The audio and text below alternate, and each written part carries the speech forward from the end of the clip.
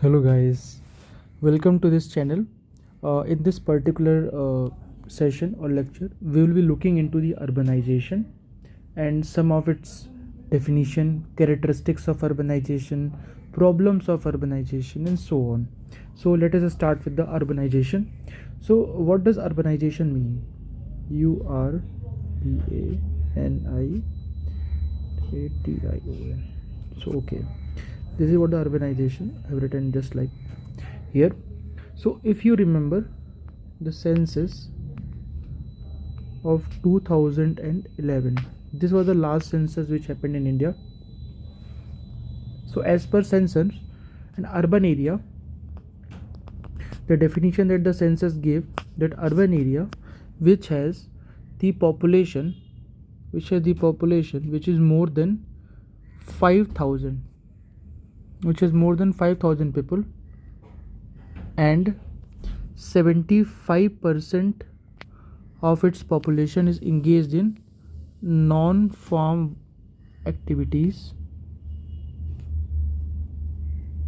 Okay, so 75 of them percentage of जो activities हैं वो नॉन फॉर्म functions में होना चाहिए, नॉन फॉर्म एक्टिविटीज़ में. And about density of more than density should be more than 400 per square kilometer. Density should be more than 400 per 400 person per kilometer square. Okay, so these are some of the basic things that we need to keep in the mind while discussing the urbanization. And before we go into deeper, we must understand what is urbanization. So urbanization is nothing but the movement of people from rural to urban area. That is urbanization. It is just a movement. It is a movement or a migration from rural to urban areas.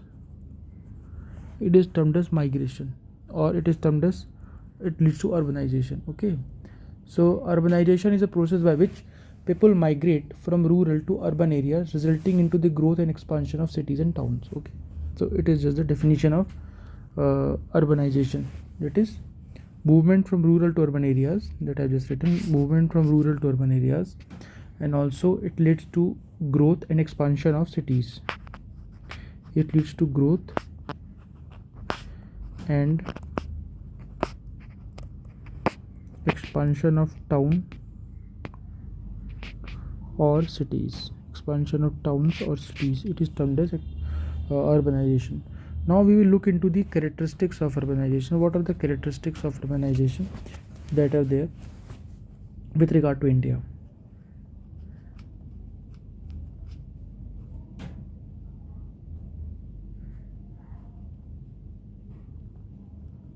Characteristics of urbanization. So we need to look into the characteristics of urbanization. Firstly, the concentration of urbanization. So urbanization in India is concentrated in a few large cities and towns, which is the majority of the people still living in rural areas. Okay, so concentration of urbanization, that is the first thing that we need to look into. That is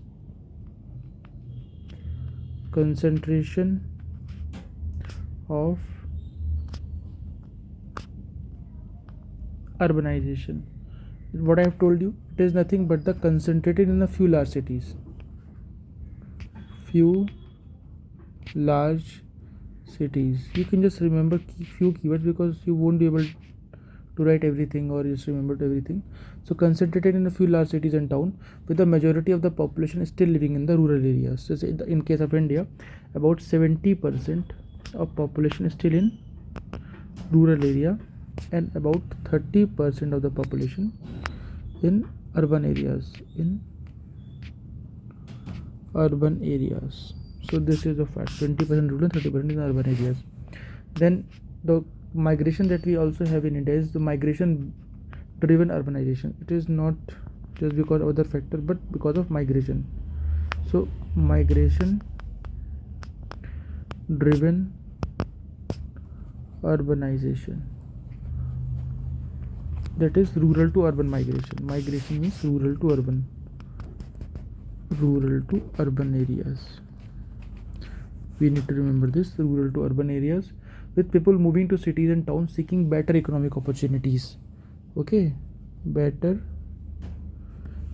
income, jobs, employment, and social securities. Okay, and social services.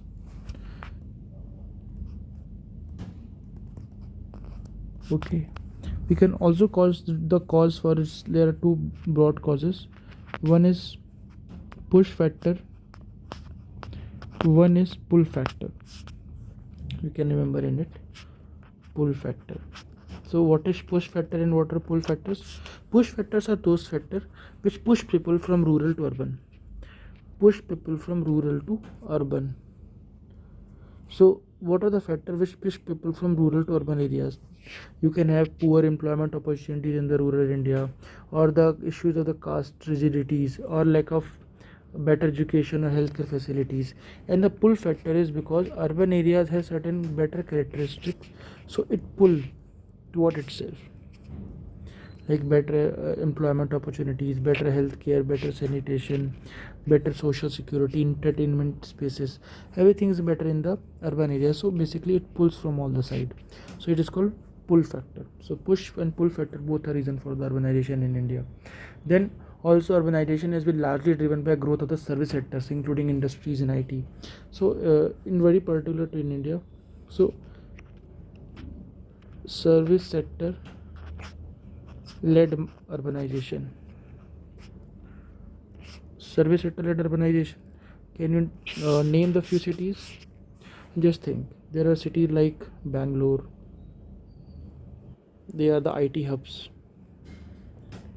Then we have Hyderabad. Now we are also creating cities like Gurgaon or Gurugram,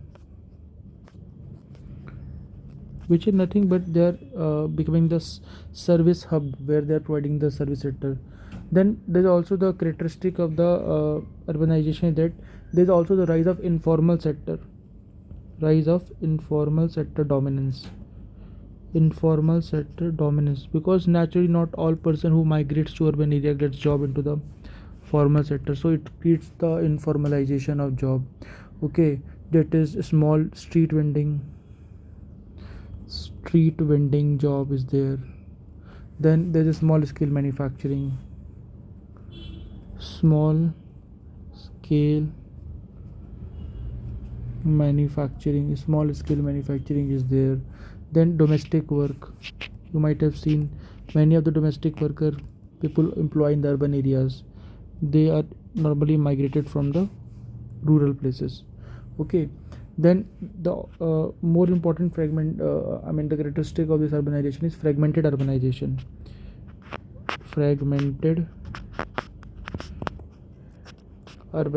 Why it is fragmented urbanization? Why it is not continuous?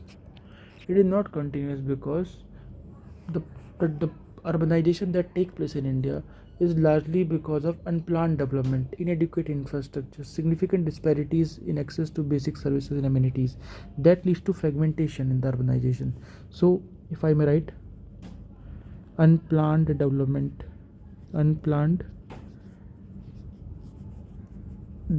that is the first point which is there.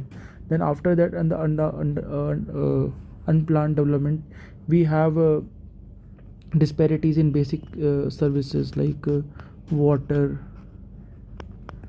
electricity, housing, connectivity. So you will feel like that they are not well connected. There is no continuity between the centers of faster economic growth and the person who are in the fringes or in between. Then there also one very I would not say it's a fair way, but it's a challenge of urbanization, that is slum growth. They're broadly in the peripheries of the slum areas. Okay, there are a few examples like Dharavi slum. Dharavi Islam in Mumbai, Dharavi. Okay, so Dharavi Islam. So there are various Islam in almost every cities we have. Okay, wherever you go and enter into the city, you will find firstly there are Islams. Suppose this is a city. Okay, so if you entering from this side, you will find that in these infringements there are informal settlements of those who are small migrant workers, those who work for informal sector. They reside here, and the amenities here are very poor. Amenities in terms of water, electricity, housing, connectivity. They also have a lot of disease burden. And then we have regional variations regional variation within the city. Okay, these ones, some states grow faster,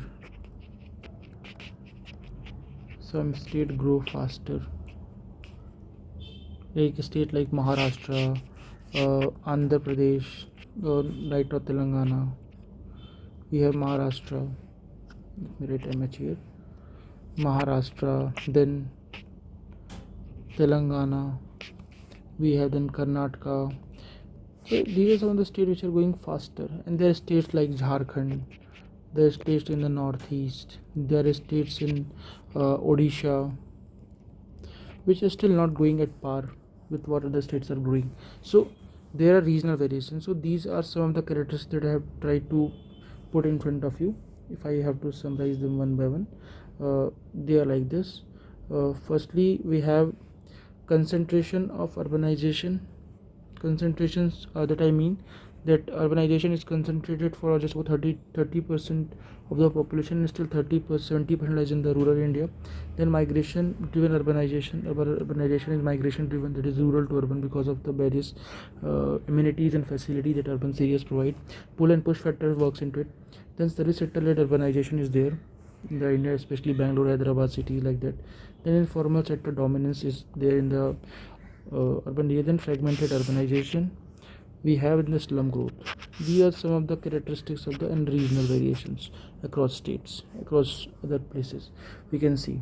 So these are some of the unit characteristics that we can see in the particular structure. Okay, now we shall look into what are the problems of urbanization that we're creating, and these urbanization are creating into various dimensions of life. Okay, we shall then look into them one by one. The problems of urbanization.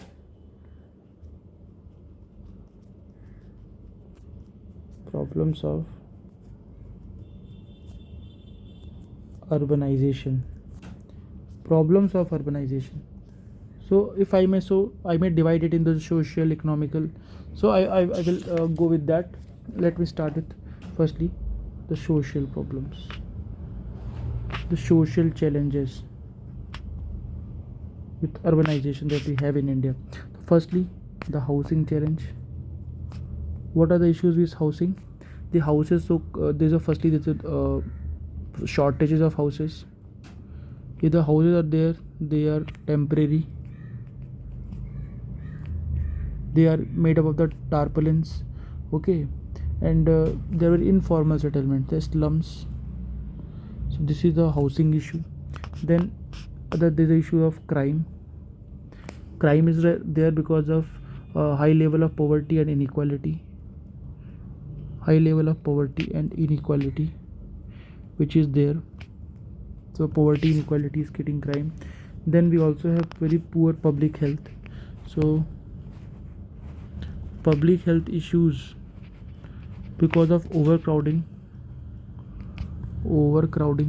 that we have, and the existing infrastructure is not able to provide the better quality services. They also have the poor public amenities, if I may so write. Amenities like water, electricity, then issue of sanitation, etc. These are there. And apart from that, education is also missing from these areas, and which is creating problem. Okay, so this is there. Now we have covered the social challenges. Now we get into the economical challenges. Okay, so these are the question part 1. I'm writing economical challenges here. Economical challenges. Under economical challenges, we have the issues of informal sector dominance. Informal sector dominance. In the informal sector dominance, you have the problem of no job security, no job security, no social security, no social security. Okay, then the kind of employment that they have, that also perpetuates inequality, because the growth rate of the employment they are doing is poor. So growth, if the growths are not equitable, then income disparity will be increasing, so it will lead into low income households. Okay, low income households. Then also the issues of unemployment is rampant, because not everybody who migrates to urban area gets into the employment. They sometimes settle into underemployment, underemployment, and if they do not get any kind of employment, their chances to get into the antisocial activities are quite high, and that creates problems in the urban areas. Okay, and all that results into the poverty. So poverty is all pervasive, poverty and inequality. Okay, poverty, which is there quite a large in terms of accessibility to various basic services. Then we also have environmental challenges clubbed with it. We have environmental challenges. If we have to look into what are the environmental challenges of the urbanization that we have gone with. So firstly, because of haphazard urbanization without paying attention to environmental, have created concerns like, firstly, like we had a haphazard settlement. So I may write haphazard urbanization. Haphazard urbanization. So what it does, there's the issues of air pollution. You might have seen people burning tires, especially in winters, to get some heat so that they could survive the long winter night. If I may write tires here, tires burning during winters to make them warm. Okay, so it creates problem of air pollution. Then issues of the water security, water scarcity is there. Water issues of water scarcity is quite rampant in these particular areas. Okay, then there also issues of the waste management. Thirdly, poor waste management challenge. Poor waste management, poor waste management is there. Then you also have the issues of urban heat island concept, where they are disproportionately more impacted. Urban heat island. Okay, these are some of the environmental challenges that they face. Then there are also the infrastructural challenges. Infrastructural challenges. So what are infrastructural challenges? Infrastructural challenges like transportation, like city may be overly over congested. Traffic congestion is there, resulting into the longer travel time. So traffic congestion is very common. Okay, traffic congestion is there, leading to longer time. Then water supply and sanitation could be a challenge because of the poor infrastructure support. Water supply and sanitation, water supply and sanitation is a challenge for urban areas. Then the rising demand for energy, rising electricity demand, rising electricity demand is again a challenge that we need to look into. Okay, and overall there are one of the most important challenges, governance challenge. governance challenge. Because of this increased expansion and rapid urbanization has created a governance challenges in terms of now people have to go to the municipal office to get the things done, especially in the municipal area. So issues of corruption are highly prevalent in these municipal offices. Then issue of coordination challenges,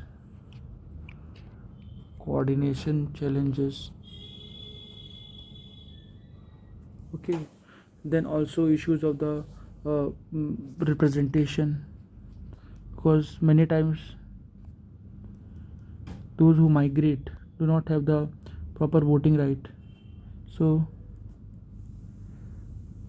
they are not properly looked after. Representation challenge into the ward offices or ward counseling thing, okay. So these are some of the challenges which we have, okay. And these are some of the broader challenges that India's urbanization faces. I have tried to cover both the thing, that is urbanization, the definition that we need to look into, then what are the characteristics of the urbanization, and what are the challenges these urbanization faces in terms of social challenges, economical challenges, environmental challenges, infrastructural challenges, and the governance challenges. And we can just look into some of the sustainable urbanization which we have followed. So in the conclusion, sustainable urbanization, we can put the case study of Jaipur in case of sustainable urbanization, because Jaipur has been able to improve the public transportation, heritage conservation, waste management, green spaces, and it's also the part of smart city mission. So overall, the city has been able to dwell well in this particular area. It has been able to focus well on public transportation,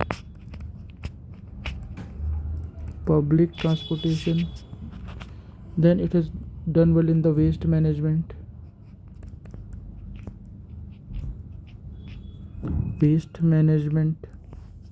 then it is also done well in the case of heritage conservation, heritage protection. If you remember that Jaipur forts have got the UNICEF recognition a few years back, then creation of the green spaces, and then also the smart city mission.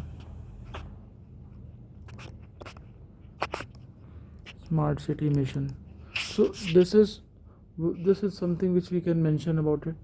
Then there are certain global example also, like there are a city like Wauban in Germany, where car-free knighthood with a focus on sustainability and social cohesion is focused upon. So there are global and there are national examples and case studies. So I think with it we can conclude the session, that with it urbanization is though very important, but it should be mindful and we should utilize and carefully utilize all the resources which we have at our disposal. At the same time, our urbanization must not create problem to the communities in terms of social challenges. We have to be mindful of the social challenges that are going to come, economical challenges which are there, then environmental challenges which are coming up, then infrastructural challenges we need to fill all those voids, and governance challenges which is there. And with all this we would be able to improve our urban centric governance, and we would be able to provide the better and a clean life to people residing in the urban areas, and promote the overall economic growth and well-being of the society. If you have liked this video, you can comment it on the comment box. Your comments will be appreciated. Thank you so much. Thanks a lot.